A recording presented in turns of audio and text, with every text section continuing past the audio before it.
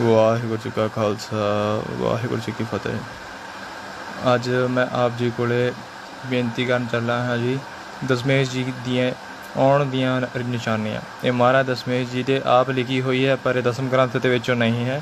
ਇਹ ਉਹਨਾਂ ਦੀ ਦੂਸਰੀ ਰਚਨਾਵਾਂ ਦੇ ਵਿੱਚੋਂ ਹੈ, ਉਹਨਾਂ ਦੀਆਂ ਨਿਸ਼ਾਨੀਆਂ।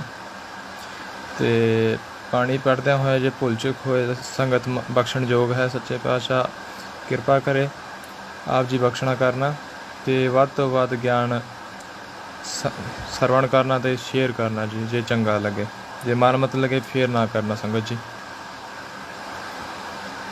ਕਾਬਲ ਕੀ ਧਰਤੀ ਵਿਖੇ ਦਗੇ ਤੋਪ ਜਬ ਜਾਨ।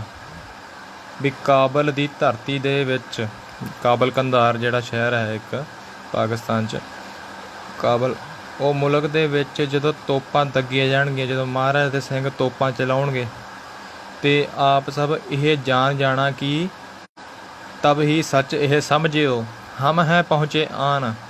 ਵੀ ਤੁਸੀਂ ਸਾਰੇ ਇਹ ਗੱਲ ਸਮਝ ਜਾਇਓ ਮੇਰੇ ਸਿੱਖੋ ਵੀ ਅਸੀਂ ਪਹੁੰਚੇ ਹਾਂ ਇੱਧਰ ਧਰਤੀ 'ਤੇ। ਸੰਮਤ 990 ਮੱਧ ਵਿਖੇ ਜਗੇ ਖਾਲਸਾ ਨਿਹੰਗ। ਸੰਮਤ 990, ਸੰਮਤ ਹੁੰਦੇ ਜੀ ਸਾਲ, 990 ਮਤਲਬ ਨੌਵੀਂ ਜਿਹੜਾ 9ਵਾਂ ਸਮਾਂ ਚੱਲੂਗਾ, ਕਿਉਂਕਿ ਹੁਣੇ 550 ਸਾਲਾਂ ਚੱਲਦਾ। ਜਦੋਂ 99 ਆ ਜਾਊਗਾ ਉਦੋਂ ਦੀ ਗੱਲ ਹੈ। ਉਹਦੇ ਮੱਧ ਵਿੱਚ ਖਾਲਸਾ ਨਿਹੰਗ ਜਿਹੜਾ ਹੋਊਗਾ ਉਹ ਜਗ ਜਾਊਗਾ ਜੀ। ਵਿੱਚ 990 ਹੋਏਗਾ ਦਿੱਲੀ ਤਖਤ ਮੈਂ ਜੰਗ। 990 ਦੇ ਵਿੱਚ ਹੀ ਫਿਰ ਦਿੱਲੀ ਤਖਤ 'ਤੇ ਜੰਗ ਹੋਊਗਾ ਜੀ। ਤਬ ਨਿਸ਼ਾਨੀ ਚਲੇਂਗੇ ਰੱਖ ਨਗਾਰੇ ਚੋਟ। ਨਿਸ਼ਾਨੀ ਹੁੰਦੇ ਜੀ ਮਹਾਰਾਜ ਦੇ ਨਿਸ਼ਾਨ। ਤਬ ਖਾਲਸਾ ਪੰਥ ਪੂਰਾ, ਉਦੋਂ ਖਾਲਸਾ ਪੰਥ ਜਿਹੜਾ ਮਹਾਰਾਜ ਦੇ ਨਾਲ ਉੱਥੇ ਕਾਬਲ 'ਚ ਹੋਏਗਾ, ਉਹ ਸਾਰਾ ਚਾਲਾ ਪਾਊਗਾ ਦਿੱਲੀ ਤਖਤ ਤੋਂ ਰਾਜ ਕਰਦੇ ਹੋਏ, ਜੰਗ ਕਰਦੇ ਹੋਏ। ਨਗਾਰੇ ਨੂੰ ਚੋਟ 'ਤੇ ਰੱਖਦੇ ਹੋਏ ਨਗਾਰੇ ਖੂਬ ਵੱਜਣਗੇ। ਨਗਾਰਿਆਂ ਦੀ ਧਮਕ ਨਾਲ ਜਿਹੜੇ ਹੈਗੇ ਆ ਵੈਰੀ, ਜਿਹੜੇ ਧਰਮ ਦੇ ਖਿਲਾਫ ਰਹਿੰਦੇ ਹੈ, ਸਾਰੇ ਧਰਮਾਂ ਨੂੰ ਨੀਵਾਂ ਦਿਖਾਉਂਦੇ ਹੈ ਜਾਂ ਲੋਕਾਂ ਦੇ ਪ੍ਰਾਣ ਲੈਂਦੇ ਹੈ ਬਿਨਾਂ ਉਹਨਾਂ ਦੀ ਇੱਛਾ ਤੋਂ, ਮਾੜਾ ਕਰਦੇ ਹੈ, ਉਹਨਾਂ ਨਾਲ ਧੱਕਾ ਕਰਦੇ ਹੈ, ਉਹਨਾਂ ਸਾਰਿਆਂ ਦਾ ਫਿਰ ਸਮਾਂ ਆ ਜਾਊਗਾ। ਨਗਾਰੇ ਦੀ ਚੋਟ ਨਾਲ ਉਹਨਾਂ ਦੇ ਦਿਲ ਧੜਕਣ ਕੰਬਣਗੇ। ਤਬ ਖਾਲਸਾ ਲੜੇਗਾ ਰੱਖ ਅਕਾਲ ਕੀ ਓਟ। ਫਿਰ ਉਦੋਂ ਖਾਲਸਾ ਅਕਾਲ ਪੁਰਖ ਮਹਾਰਾਜ ਆਪ ਜਦੋਂ ਆ ਜਾਣਗੇ ਤਾਂ ਖਾਲਸਾ ਕੀ ਓਟ ਨਾਲ ਸਾਰਾ ਖਾਲਸਾ ਪੰਥ ਜੰਗ ਲੜੇਗਾ ਜੀ। ਫਿਰੋਜ਼ਪੁਰ ਕੀਓ ਸ਼ਿਕਾਰਾ ਲਾਹੌਰ ਸ਼ਹਿਰ ਜਾਏਗਾ ਮਾਰਾ। ਫਿਰੋਜ਼ਪੁਰ ਸ਼ਹਿਰ 'ਤੇ ਜਦੋਂ ਸ਼ਿਕਾਰ ਕਰਨਗੇ, ਫਿਰੋਜ਼ਪੁਰ ਸ਼ਹਿਰ ਤੋਂ ਕਰਦੇ ਹੋਏ ਜਦੋਂ ਲਾਹੌਰ ਪਹੁੰਚਣਗੇ ਤਾਂ ਲਾਹੌਰ ਦਾ ਵੀ ਪੂਰਾ ਅੰਤ ਹੋ ਜਾਏਗਾ। ਜਿਹੜੇ ਲਾਹੌਰ 'ਚ ਮਾੜੇ ਵਾਸੀ ਰਹਿੰਦੇ ਨੇ ਉਹ ਵੀ ਸਾਰੇ ਮਾਰੇ ਜਾਣਗੇ ਜੀ। ਸਹਾਰਨਪੁਰ ਮਾਰੇ ਜੈਕਾਰਾ। ਜਿਹੜਾ ਸਹਾਰਨਪੁਰ ਸ਼ਹਿਰ ਹੈਗਾ ਜੀ, ਉੱਥੇ ਵੀ ਜਗਾਰੇ ਵੱਜਣਗੇ, ਉੱਥੇ ਵੀ ਜੰਗ ਲੱਗਣੀ ਹੈ। ਤਬ ਚੜ੍ਹੇ ਖਾਲਸਾ ਬੇਸ਼ੁਮਾਰਾ। ਜਿਵੇਂ ਜਿਵੇਂ ਖਾਲਸਾ ਚੱਲਦਾ ਹੈ ਉਵੇਂ ਉਵੇਂ ਸਿੰਘ ਜੁੜਦੇ ਜਾਣਗੇ। ਜਿਵੇਂ ਕਿ ਇੱਕ ਚੁੰਬਕ ਹੁੰਦਾ ਹੈ, ਚੁੰਬਕ ਦੇ ਨਾਲ ਲੋਹਾ ਜਾਂ ਬਾਕੀ ਦੇ ਚੁੰਬਕ ਖਿੱਚੇ ਜੁੜੇ ਜਾਂਦੇ ਹਨ, ਉਸ ਤਰ੍ਹਾਂ ਹੀ ਸਾਰੀ ਸੰਗਤ ਜੁੜਦੀ ਜਾਵੇਗੀ, ਖਾਲਸਾ ਜੁੜਦਾ ਜਾਵੇਗਾ ਜੀ। ਸਤੂਰ ਜੋ ਜਨ ਦਿੱਲੀ ਰਹੇ ਰਾਜਾ ਤਜੇ ਪ੍ਰਾਣ। ਸਤੁਰ ਜੋ ਜਨ, ਸਤੁਰ ਹੁੰਦੇ ਜੀ ਜਨ ਹੁੰਦੇ ਲੋਕ, ਦਿੱਲੀ ਰਹੇ ਜਿਹੜੇ ਦਿੱਲੀ ਦੇ ਵਿੱਚ ਰਹਿੰਦੇ ਹੈ। ਚਤੁਰ ਜਿਹੜੇ ਆਪਣੇ ਆਪ ਨੂੰ ਵਾਲੇ ਤੇਜ਼ ਸਮਝਦੇ ਹੈ। ਰਾਜਾ ਤਜੇ ਪ੍ਰਾਣ, ਜਿਹੜਾ ਉੱਥੋਂ ਦਾ ਰਾਜਾ ਹੋਏਗਾ ਦਿੱਲੀ ਤਖਤ ਦਾ, ਜਿਹੜਾ ਉਸ ਸਮੇਂ ਦਾ ਰਾਜਾ ਹੋਏਗਾ 999 ਦਾ, ਅਤੇ ਉਹ ਆਪਣੇ ਪ੍ਰਾਣ ਆਪਣੇ ਆਪ ਛੱਡ ਜਾਏਗਾ ਜੀ। ਰਾਜ ਕਰੇਗਾ ਖਾਲਸਾ ਸਭ ਜਗ ਕਰੇ ਸਲਾਮ। ਵੀ ਉਦੋਂ ਖਾਲਸਾ ਜਿਹੜਾ ਹੈਗਾ ਆਪਣਾ ਰਾਜ ਸੰਭਾਲ ਲਏਗਾ ਜੀ। ਅਤੇ ਸਾਰੇ ਜਿੰਨੇ ਵੀ ਜਗ ਹੋਣਗੇ, ਜਿੰਨੇ ਵੀ ਲੋਕ ਹੋਣਗੇ, ਜਿੰਨਾ ਵੀ ਖਾਲਸੇ ਪੰਥ ਦੇ ਸਾਥ ਖੜਨਗੇ, ਉਹ ਸਲਾਮਾਂ ਕਰਨਗੇ, ਡਰਨਗੇ। ਵਿੱਚ 99 ਜੰਗ ਹੋਏ। 99 ਹੁੰਦਾ ਜੀ 99, ਵਿੱਚ 99 ਜੰਗ ਹੋਏ। ਵੀ 99 ਦੇ 99 ਦੇ ਵਿੱਚ ਜੰਗ ਹੋਏਗੀ। ਬਿਆਸਾ ਟਪੇ ਰੂਸ। ਜਿਹੜਾ ਰੂਸ ਹੈਗਾ ਸ਼ਹਿਰ ਬਾਹਰਲੇ ਦੇਸ਼ ਦੇ ਵਿੱਚ, ਚੀਨ ਕੋਲੋਂ, ਅਤੇ ਉਹ ਜਿਹੜਾ ਹੈਗਾ ਉਹ ਬਿਆਸ ਦੇ ਕੋਲੋਂ ਉੱਤੋਂ ਦੀ ਚੜ੍ਹਾਈ ਕਰਕੇ ਆਏਗਾ ਭਾਰਤ ਦੇ ਵਿੱਚ ਦਾਖਲ ਹੋ ਕੇ। ਜਰਮਨ ਭੀ ਤਬ ਆਵਸੀ। ਅਤੇ ਨਾਲ ਦੀ ਨਾਲ ਜਰਮਨ ਵੀ ਆਊਗਾ। ਜਰਮਨ ਅਤੇ ਇਹ ਦੋ ਤਿੰਨ ਮੁਲਕ ਸਾਰੇ ਇਕੱਠੇ ਹੋ ਕੇ ਚੜ੍ਹਾਈ ਕਰਨਗੇ, ਕਰਕੇ ਭੇਸ ਜਾਸੂਸ, ਇੱਕ ਜਾਸੂਸ ਦਾ ਭੇਸ ਧਾਰਨ ਕਰਕੇ ਆਉਣਗੇ ਕਲਗੀਧਰ ਮਹਾਰਾਜ ਦੇ ਕੋਲ ਹਮਲਾ ਕਰਨ ਵਾਸਤੇ। ਆਪਣਾ ਬਿਆਸ ਟੱਪ ਕੇ ਜੀ। ਜਬ ਰੂਸ ਚੜ੍ਹੇ ਸ਼ਿਕਾਰ ਉਤਰੇ ਪਿਛੋਰ ਉਰਾਰ। ਜਬ ਰੂਸ ਚੜ੍ਹੇ ਸ਼ਿਕਾਰ, ਜਦੋਂ ਰੂਸ ਦੇ ਜਿਹੜੇ ਵਸਨੀਕ ਹੋਣਗੇ ਜਾਂ ਰੂਸ ਦੇ ਜਿਹੜੇ ਭੇਸਾਧਾਰੀ ਆਪਣੇ ਇੱਧਰ ਮੁਲਕ 'ਚ ਵੜੇ ਹੋਣਗੇ ਹਿੰਦੁਸਤਾਨ ਦੇ ਵਿੱਚ ਚੜ੍ਹਾਈ ਕਰਨ ਵਾਸਤੇ, ਹਿੰਦੁਸਤਾਨ 'ਤੇ ਫਤਿਹ ਪਾਉਣ ਵਾਸਤੇ, ਅਤੇ ਉਹਦਾ ਸ਼ਿਕਾਰ ਹੋਣਾ ਸ਼ੁਰੂ ਹੋ ਜਾਊਗਾ ਜੀ ਖਾਲਸੇ ਕੋਲੋਂ। ਰੂ ਉਤਰੇ ਪਿਸ਼ੋਰ ਉਰਾਰ ਵੀ ਉੱਤੋਂ ਹੀ ਪਹਿਲਾਂ ਦੋ ਮੁਲਕਾਂ ਦੀ ਗੱਲ ਹੋਈ ਸੀ, ਰੂਸ ਅਤੇ ਆਪਣਾ ਜਾਪਾਨ ਜਰਮਨ ਜਰਮਨ ਅਤੇ ਰੂਸ ਜਿਵੇਂ ਆਉਣਗੇ ਅਤੇ ਉਹਨਾਂ ਨੂੰ ਦੇਖ ਕੇ ਜਦੋਂ ਰੂਸ 'ਤੇ ਹਮਲੇ ਬੰਦਿਆਂ ਦੇ ਹਮਲੇ ਸ਼ੁਰੂ ਹੋ ਜਾਣਗੇ, ਪਿਸ਼ੋਰ ਵੀ ਉਦੋਂ ਆ ਜਾਊਗਾ। ਆਨ ਕਰੇਗਾ ਹਿੰਦ ਪਰ ਜਬੇ ਚੜ੍ਹਾਈ ਰੂਸ ਵੀ ਜਦੋਂ ਪੂਰਾ ਦਾ ਪੂਰਾ ਰੂਸ ਆ ਕੇ ਚੜ੍ਹਾਈ ਕਰੂਗਾ ਆਪਣੇ ਇੱਧਰ ਹਿੰਦੁਸਤਾਨ ਦੇ ਵਿੱਚ, ਪੰਜਾਬ ਦੇ ਵਿੱਚ, ਬਿਆਸ ਦੇ ਵਿੱਚੋਂ ਖ਼ਤਮ ਹੋਏਗੀ ਦਹੋਂਕੀ। ਦਹੋਂਕੀ ਹੁੰਦੀ ਹੈ ਜੀ ਦੋਨੇ ਕਿਹੜੇ ਖ਼ਤਮ ਹੋਊਗੀ ਦਹੋਂਕੀ ਉੱਤਮ ਈਸਾ ਮੂਸ, ਉੱਤਮ ਜਿਹੜੇ ਆਪਣੇ ਆਪ ਨੂੰ ਉੱਪਰ ਮੰਨਦੇ ਆ, ਸਭ ਤੋਂ ਉੱਤੇ। ਆਪ ਜੀ ਇਸ ਤਰ੍ਹਾਂ ਜਾਣਦੇ ਹੋ ਅਮਰੀਕਾ ਜਾਂ ਕੋਈ ਹੋਰ ਦੇਸ਼ ਆਪਣੇ ਆਪ ਨੂੰ ਸਭ ਤੋਂ ਜ਼ਿਆਦਾ ਉੱਪਰ ਮੰਨਦੇ ਹਨ। ਜਦੋਂ ਉਹ ਉਸ ਸਮੇਂ ਹਮਲਾ ਕਰਨਗੇ, ਉੱਤਮ ਜਿਹੜੇ ਈਸਾ ਅਤੇ ਮੂਸ ਹੁੰਦੇ ਆ ਜੀ, ਜਿਹੜੇ ਮੁਸਲਮਾਨ ਹੁੰਦੇ ਨੇ, ਅਤੇ ਉਦੋਂ ਜਦੋਂ ਇਹ ਖ਼ਤਮ ਹੋ ਜਾਣਗੇ, ਸ਼ੁਰੂ ਹੋਣਗੇ, ਆਹ ਲਿਖਿਆ ਹੈ ਜੀ ਖ਼ਤਮ ਹੋਊਗੀ ਦਹੋਂਕੀ, ਦੋਨੇ ਇਹਨਾਂ ਅਤੇ ਇਹਨਾਂ ਦਾ, ਈਸਾ ਅਤੇ ਮੂਸ ਤੱਕ ਜੋ ਖਾਤਮਾ ਹੋਣਾ ਸ਼ੁਰੂ ਹੋ ਜਾਏਗਾ। ਜਿਹੜੇ ਉੱਤਮ ਮੰਨਦੇ ਆਪਣੇ ਆਪ ਨੂੰ, ਬਾਕੀ ਜਾਤ ਪਾਤ ਧਰਮਾਂ ਨੂੰ ਨੀਵਾਂ ਮੰਨਦੇ ਹਨ, ਉਹਨਾਂ ਦਾ ਖਾਤਮਾ ਹੋਣਾ ਸ਼ੁਰੂ ਹੋ ਜਾਏਗਾ। ਮਜ਼ਹਬ ਇਬਾਦਤ ਮਾਲਕੀ ਕਰਮ ਧਰਮ ਔਰ ਜਾਤ, ਜਿਹੜਾ ਮਜ਼ਹਬ ਹੋਏਗਾ, ਇਬਾਦਤ ਕਰਨ ਵਾਲੇ ਜਿਹੜੇ ਲੋਕ ਹੋਣਗੇ, ਮਜ਼ਹਬ ਵੀ ਨਹੀਂ ਰਹੂਗਾ ਕੋਈ ਦਾ, ਇਬਾਦਤ ਕਰਨਗੇ ਸਾਰੇ ਮਾਲਕ ਕੀ, ਜਿਹੜਾ ਅਕਾਲ ਪੁਰਖ ਪਰਮਾਤਮਾ, ਉਹਦੇ ਹੀ ਧਿਆਨ ਧਰਨਗੇ। ਕਿ ਕਰਮ ਧਰਮ ਔਰ ਜਾਤ ਵੀ ਜਾਤ ਧਰਮ ਕਰਮ ਇਹਨਾਂ ਸਾਰਿਆਂ ਦਾ ਖੰਡਨ ਹੋ ਜਾਊਗਾ। ਕੋਈ ਧਰਮ ਨਹੀਂ ਰਹੂਗਾ, ਕੋਈ ਕਰਮ ਨਹੀਂ ਰਹੂਗਾ, ਕੋਈ ਜਾਤ ਨਹੀਂ ਰਹੂਗਾ। ਅਕਾਲ ਪੁਰਖ ਦੀ ਫੌਜ ਬਣੇਗੀ ਜੀ। ਦੁਨੀਆ ਸੇ ਮਿਟ ਜਾਏਗੇ ਜਿਉਂ ਚੰਦ ਅਮਾਵਸ ਰਾਤ, ਦੁਨੀਆ 'ਤੇ ਇਸ ਤਰ੍ਹਾਂ ਮਿਟ ਜਾਣਗੇ ਜਦੋਂ ਅਮਾਵਸ ਦੀ ਰਾਤ ਵੇਲੇ ਚੰਦ ਛਿਪ ਜਾਂਦਾ ਹੈ ਜੀ। ਹੋਰ ਰੂਸ ਰੋਮ ਕਾਬਲ ਜਾਪਾਨ ਇਹ ਸਭ ਹਿੰਦ ਮੈਂ ਯੁੱਧ ਮਚਾਨ। ਰੂਸ ਰੋਮ ਕਾਬਲ ਜਾਪਾਨ ਇਹ 4 ਮੁਲਕ ਹਨ ਜੀ। ਇਹ ਸਭ ਜਦੋਂ ਹਮਲਾ ਕਰਨਗੇ ਪੂਰਾ ਇੱਥੇ ਯੁੱਧ ਮਚੂਗਾ ਜੀ ਹਿੰਦੁਸਤਾਨ ਦੇ ਵਿੱਚ। ਹੋਰ ਜਬ ਰੂਸ ਪੰਜਾਬ ਆਵੇ ਰੁਪਏ ਸ਼ੇਰ ਅੰਨ ਵਿਕਾਵੇ, ਜਦ ਰੂਸ ਜਿਹੜਾ ਹੈਗਾ ਉਹ ਪੰਜਾਬ ਦੇ ਵਿੱਚ ਆ ਜਾਵੇਗਾ ਤਾਂ ਰੁਪਏ ਸ਼ੇਰ ਅੰਨ ਖਾਵੇ ਵੀ 1 ਰੁਪਏ ਸ਼ੇਰ ਦਾ ਅੰਨ ਵਿਕਿਆ ਕਰੇਗਾ। ਉਹ ਭੀ ਢੂੰਡਿਆ ਹੱਥ ਨਾ ਆਵੇ, ਪਰ ਜਦੋਂ ਉਹ ਇਹ ਚੀਜ਼ ਭਾਲਣਗੇ ਤਾਂ ਉਹਨਾਂ ਨੂੰ ਹੱਥ ਵੀ ਨਹੀਂ ਆਊਗਾ, ਕਿਉਂਕਿ ਜਿਹੜੇ ਮੁਸਲਮਾਨ ਹੋਣਗੇ ਜਾਂ ਉਸ ਟਾਈਮ ਦੇ ਕੋਈ ਵੀ ਹੋਣਗੇ ਕੱਟੜਵਾਦੀ ਜੋ ਹਿੰਦੁਸਤਾਨ 'ਤੇ ਫਤਿਹ ਪਾਉਣ ਦਾ ਚਾਅ ਰੱਖਦੇ ਨੇ, ਉਹ ਇਸ ਚੀਜ਼ ਤੋਂ ਵੀ ਨਹੀਂ ਜਾਣਗੇ। ਉਹਨਾਂ ਨੂੰ ਅੰਨ ਵੀ ਨਹੀਂ ਮਿਲਣਾ, ਜਿਹੜਾ 1 ਰੁਪਏ ਸ਼ੇਰ ਦਾ ਅੰਨ ਮਿਲਣਾ ਸੀਗਾ ਇੰਨੀ ਸਸਤੀ ਚੀਜ਼ ਤੋਂ, ਪਰ ਉਹ ਵੀ ਉਹਨਾਂ ਨੂੰ ਮਿਲਣਾ ਚੰਗਾ ਨਹੀਂ ਮਿਲੇਗਾ ਜੀ।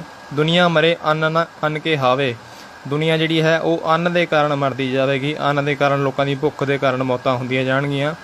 ਮਹਾਰਾਜ ਫਿਰ ਬਚਨ ਕਰਦੇ ਨੇ, ਮੇਰਾ ਸਿੰਘ ਭੁੱਖਾ ਨਾ ਜਾਵੇ ਵੀ ਜਿਹੜਾ ਖਾਲਸਾ ਪੰਥ ਹੈ, ਜੋ ਮਹਾਰਾਜ ਦਾ ਸਿੱਖ ਹੈ, ਉਹ ਸਾਰੇ ਕੋਈ ਭੁੱਖਾ ਨਹੀਂ ਜਾਏਗਾ। ਮਹਾਰਾਜ ਦੀ ਉਹਨਾਂ 'ਤੇ ਅਪਾਰ ਕਿਰਪਾ ਰਹੇਗੀ ਜੀ।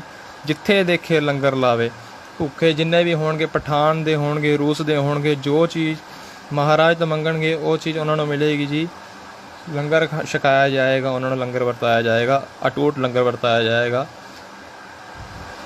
ਅੱਗੇ ਮਹਾਰਾਜ ਬਚਨ ਕਰਦੇ ਹਨ, ਘੋਰ ਵਿਪਤ ਮੈਂ ਨਾ ਘਬਰਾਵੇਂ ਵੀ ਜਿਹੜੇ ਸਿੰਘ ਹੋਣਗੇ ਇੰਨੀ ਘੋਰ ਵਿਪਤਾ ਆਏਗੀ, ਜੰਗਾਂ ਚੱਲਣਗੀਆਂ, ਤੋਪਾਂ ਚੱਲਣਗੀਆਂ, ਭਾਂਬੜ ਮੱਚਣਗੇ, ਲੰਗਰ ਦੀ ਸੇਵਾ ਤਾਂ ਵੀ ਲਾਉਣਗੇ। ਖਾਲਸਾ ਕਦੇ ਵੀ ਡਰੂਗਾ ਨਹੀਂ ਕਿਸੇ ਤੋਂ, ਹਰ ਮੈਦਾਨ ਫਤਿਹ ਹੀ ਪਾਵੇ ਵੀ ਜਿੰਨੇ ਵੀ ਮੈਦਾਨ ਦੇ ਵਿੱਚ ਖਾਲਸਾ ਵਾਰ ਨਹੀਂ ਕਰੇਗਾ, ਪਰ ਜਦੋਂ ਖਾਲਸੇ 'ਤੇ ਵਾਰ ਸ਼ੁਰੂ ਹੋਏਗਾ ਅਤੇ ਹੌਲੀ ਹੌਲੀ ਫਿਰ ਖਾਲਸਾ ਰਾਜ, ਜਿਵੇਂ ਗੁਰੂ ਗੋਬਿੰਦ ਸਿੰਘ ਮਹਾਰਾਜ ਨੇ ਕਿਹਾ ਸੀ ਦੁਬਾਰਾ ਖਾਲਸਾ ਰਾਜ ਸਥਾਪਿਤ ਕਰਨਾ ਹੈ, ਉਹ ਬਚਨ ਮਹਾਰਾਜ ਦੇ ਪੂਰੇ ਹੋਣਗੇ ਜੀ। ਫਿਰ ਮਹਾਰਾਜ ਅੱਗੇ ਬਚਨ ਕਰਦੇ ਨੇ ਜੀ, ਬਚਨ ਸਿੰਘ ਬਿਰਥਾ ਨਹੀਂ ਜਾਵੇ। ਬਚਨ ਸਿੰਘ ਇਹ ਕਿਸੇ ਬੰਦੇ ਦੀ ਗੱਲ ਨਹੀਂ ਹੈ ਜੀ।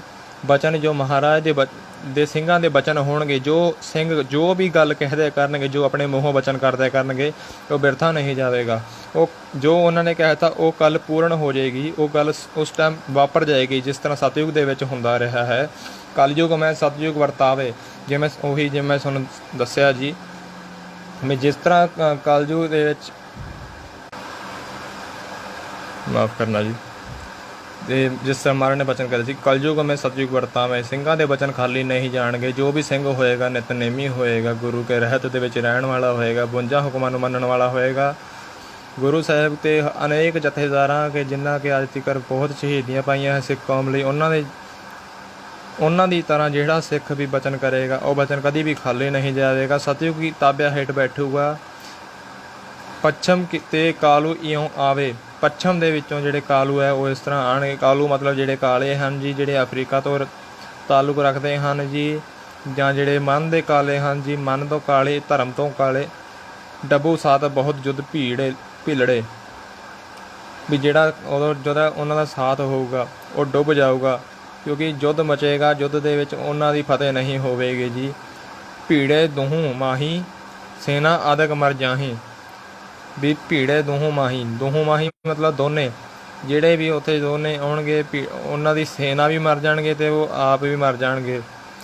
ਅਦਕ ਮਤਲਬ ਅੱਧੀ ਤੋਂ ਜ਼ਿਆਦਾ, ਸੈਨਾ ਅਦਕ ਮਰ ਜਾਹੀ, ਅੱਧੀ ਸੇਵਾ ਉਹ ਮਰ ਜਾਵੇਗੀ ਜੀ।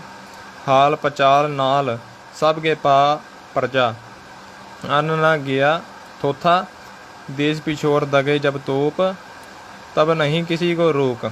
ਮਹਾਰਾਜ ਨੇ ਇੱਥੇ ਬਚਨ ਕਰੇ ਹੈ ਹਾਲ ਪਚਾਲ ਨਾਲ, ਜਿਹੜੇ ਉੱਥੋਂ ਦੇ ਹਾਲ ਹਨ, ਜਿਹੜੇ ਹਾਲ ਤੁਹਾਨੂੰ ਦੱਸੇ ਹਨ, ਜਿਹੜੇ ਮਹਾਰਾਜ ਨੇ ਬਚਨ ਪਹਿਲਾਂ ਕਰੇ ਹਨ, ਜਿਹੜੀ ਆਪ ਜੀ ਨੇ ਸਰਵਣ ਕਰੀ ਹੈ ਬਾਣੀ, ਉਹ ਬਾਣੀ ਦੇ ਹਿਸਾਬ ਨਾਲ ਜੋ ਉਹਨਾਂ ਨੇ ਬਚਨ ਕਰੇ ਹੈ ਉਹ ਕਦੀ ਵੀ ਖਾਲੀ ਨਹੀਂ ਜਾਣਗੇ। ਉਹ ਸਭ ਹਾਲ ਹੋਣ ਤੋਂ ਬਾਅਦ ਜਿਹੜੀ ਸਭ ਪਰਜਾ ਹੈ, ਪਰਜਾ ਹੁੰਦੇ ਹੈ ਜੀ ਦੇਸ਼, ਧਰਤੀ, ਅਤੇ ਅੰਨ ਨਾ ਗਿਆ ਥੋਥਾ, ਅੰਨ ਜਿਹੜਾ ਹੈ ਉਹ ਖਾਲੀ ਨਹੀਂ ਜਾਏਗਾ ਜੀ।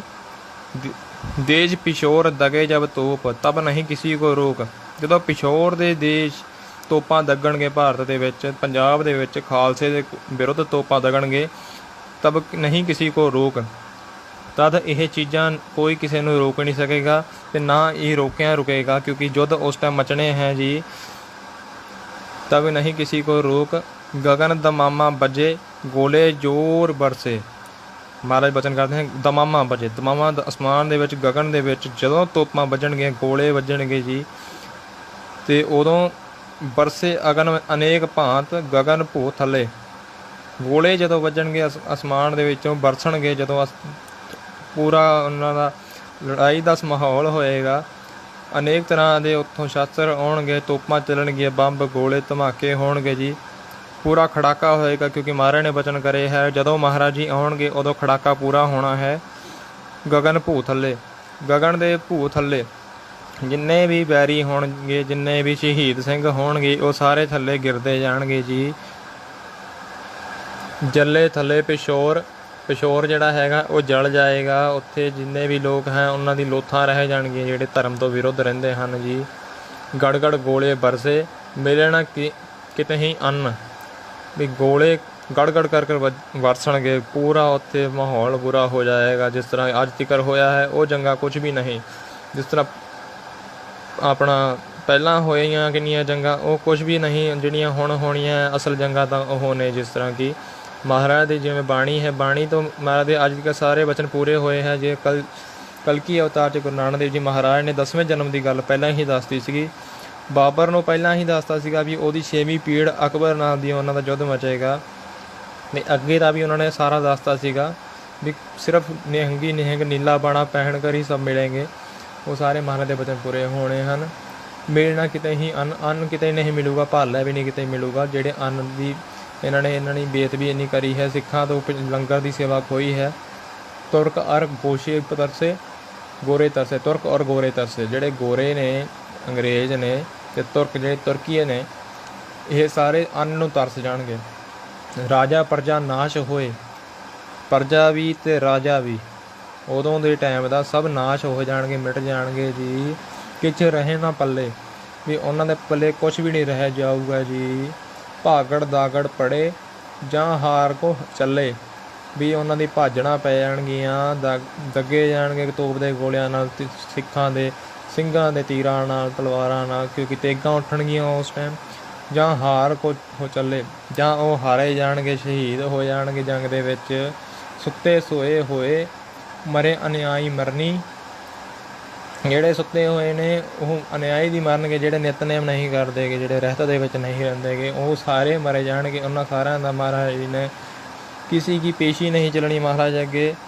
ਜਿਹੜੇ ਨਿਤਨੇਮ ਨਹੀਂ ਕਰਦੇ, ਜੇ ਅੰਮ੍ਰਿਤ ਵੇਲਾ ਨਹੀਂ ਸੰਭਾਲਦੇ, ਹੁਕਮ ਦੀ ਪਾਲਣਾ ਨਹੀਂ ਕਰਦੇ, ਹੱਕ ਸੱਚ ਨਹੀਂ ਕਮਾਉਂਦੇ, ਗੁਰੂ ਗ੍ਰੰਥ ਸਾਹਿਬ ਮਹਾਰਾਜ ਦੀ ਬੇਅਦਬੀਆਂ ਕਰਦੇ ਹਨ, ਜਿੰਨੇ ਵੀ ਮਹਾਰਾਜ ਦੀ ਬੇਅਦਬੀਆਂ ਕਰਦੇ ਹਨ, ਕਿੰਤੂ ਕਰਦੇ ਹਨ, ਉਹਨਾਂ ਸਾਰਿਆਂ ਦੀ ਪੀੜ੍ਹੀਆਂ ਉਦੋਂ ਮਰੀਆਂ ਜਾਣਗੀਆਂ ਜੀ। ਭੋਂਗੇ ਆਪਣਾ ਭੋਗ, ਉਹ ਆਪਣੀ ਕਰਨੀ ਦਾ ਭੋਗ ਆਪੇ ਹੀ ਭੋਗਣਗੇ।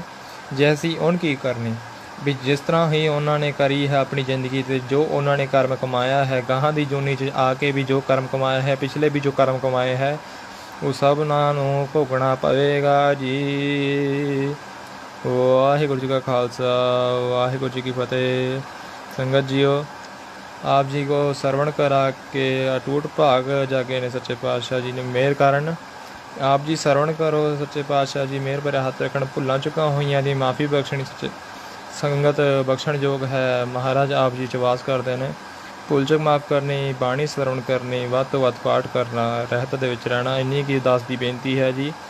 ਵਾਹਿਗੁਰੂ ਜੀ ਕਾ ਖਾਲਸਾ, ਵਾਹਿਗੁਰੂ ਜੀ ਕੀ ਫਤਿਹ।